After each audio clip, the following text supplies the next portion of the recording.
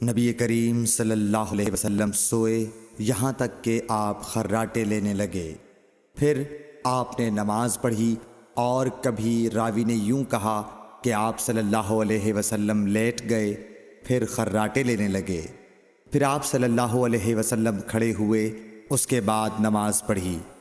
پھر سفیان نے ہم سے دوسری مرتبہ، ابن عباس رضی اللہ تعالی عنہ کہتے تھے کہ ایک مرتبہ میں نے اپنی خالہ ام المومنین حضرت میمونہ کے گھر رات گزاری تو میں نے دیکھا کہ رسول اللہ صلی اللہ علیہ وسلم رات کو اٹھے۔ جب تھوڑی رات باقی رہ گئی تو آپ صلی اللہ علیہ وسلم نے اٹھ کر ایک لٹکے ہوئے مشکیزے سے ہلکا سا وضو کیا۔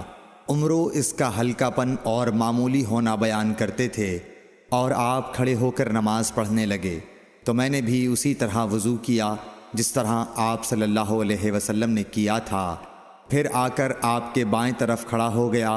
اور کبھی سفیان نے ان یسارہ کے بجائے ان شمالہ کا لفظ کہا، مطلب دونوں کا ایک ہی ہے۔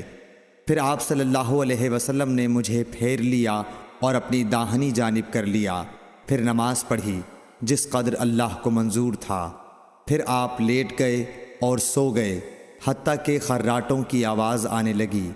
پھر آپ کی خدمت میں مؤذن حاضر ہوا اور اس نے آپ کو نماز کی اطلاع دی۔